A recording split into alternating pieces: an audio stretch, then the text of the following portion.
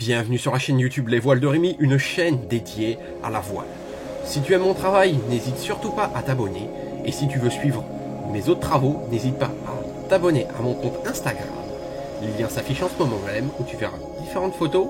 Enfin, si tu veux suivre mes formats verticaux en attendant la sortie de vidéo, suis-moi sur TikTok. Et enfin, si tu veux discuter de voile et d'autres sujets liés à la voile, n'hésite pas à suivre mon Discord. Tous les liens sont en description. Bonne vidéo à toi.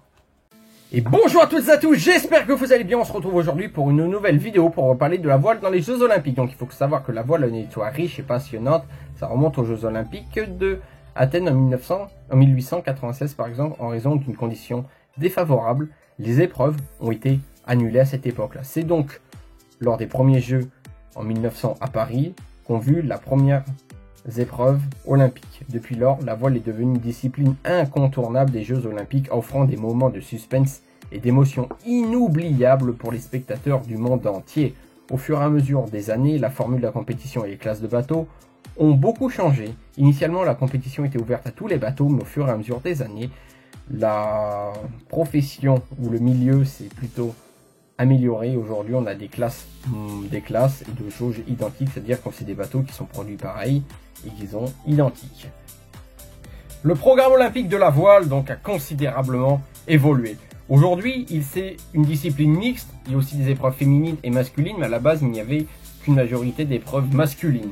Et les épreuves mixtes deviennent de plus en plus rares aujourd'hui, malgré qu'on en retrouve. Au fur et à mesure des éditions, les Jeux Olympiques des épreuves de voile ont évolué et ont su s'adapter aux nouveaux défis que la compétition et les Jeux Olympiques arrivent, puisqu'il s'agit aussi d'une compétition technologique dans le domaine maritime. Ainsi, de nouvelles classes de bateaux ont été introduites, offrant aux navigateurs des challenges toujours aussi passionnants qu'exigeants. Il existe aujourd'hui 5 catégories de bateaux qui existent en compétition pour les Jeux actuels. On a le laser, que je vous ai déjà présenté dans une vidéo, le Fortniter, le Nacra 17 et le 470, plus la planche à voile et le kitesurf. Chacune de ces catégories présente des caractéristiques uniques qui exigent des compétences et des stratégies physiques de la part des marins.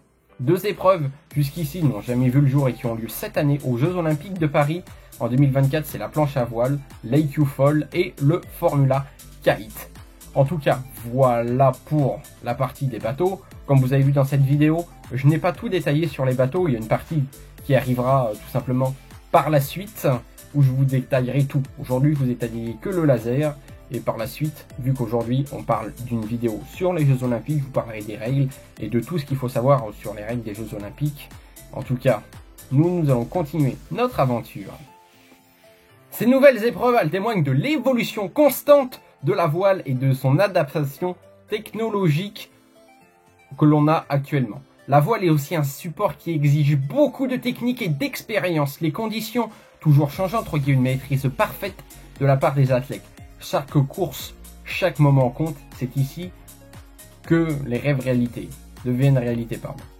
En conclusion, je dirais que la voile olympique est une discipline qui a su évoluer au fur et à mesure du temps, s'adapter aux nouvelles tendances et conserver son essence originelle. C'est un sport qui exige à la fois une technique, de l'expérience, une capacité à s'adapter rapidement. Avec l'introduction de nouvelles épreuves à Paris en 2024, la voile continue de se réinventer et offre un spectacle unique et des moments d'émotion inoubliables.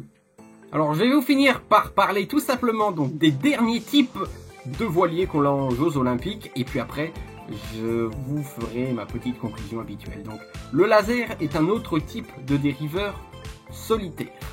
Il est plus petit que le fin pour sa simplicité et sa vitesse. Le laser est les bateaux les plus populaires dans le monde de la voile avec plus de 200 000 unités construites.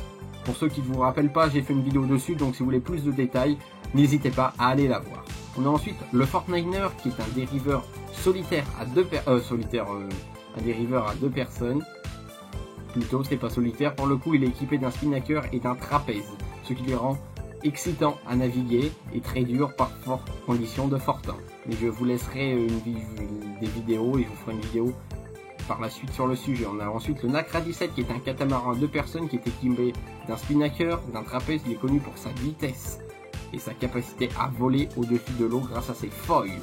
Ensuite, nous avons le 470 qui est un dériveur à 2 personnes qui est utilisé dans des épreuves masculines et féminines des Jeux Olympiques. Il est équipé d'un spinnaker, d'un trapèze et est connu pour sa polyvalence et sa technicité. En ce qui concerne les modifications des types de régates, au fur et à mesure des Jeux Olympiques, les régates ont été modifiées donc par l'équipe de voile, donc la fédération qui s'appelle World Sailing, qui s'occupe de modifier tout pour le monde entier, et notamment pour les épreuves olympiques, sont composées de régates en flotte qui opposent des bateaux de classe Titanic, comme je vous ai dit tout à l'heure, c'est-à-dire que c'est des bateaux de même classe et les lasers ensemble, c'est pas les lasers et les 470 mélangés comme on pourrait penser. Non, c'est que des lasers, que des 470, que des NACRA 17, heureusement d'un côté. Au fur et à mesure des années, les règles ont été modifiées, donc on parle de règles, c'est des règles de priorité, c'est des règles de qui passe avant, tribord, bâbord, les conditions si je gêne, est-ce que j'ai une pénalité, c'est tout ce genre de règles qui sont modifiées au fur et à mesure des années et qui modifient la tactique de la course. En ce qui concerne les bateaux homologués, il y a plusieurs classes de bateaux qui ont été retirés du programme olympique. Par exemple, on a la Star qui est un dériveur à 2 personnes qui a été retiré après les Jeux Olympiques de 2012, de même que le Tornado, un catamaran qui a été retiré pour les Jeux Olympiques de 2008. Les compétitions de Jeux Olympiques sont composées de régates en flotte qui s'opposent donc pendant 30 minutes. Il existe des courses de départ, ils doivent suivre un parcours avec des règles de priorité et des pénalités si on ne respecte pas, et enfin un score par ordre d'arrivée. En tout cas, j'espère que cette vidéo vous aura plu. Comme d'habitude, si cette vidéo vous a plu, n'hésitez pas à la partager, vous abonner et liker cette vidéo.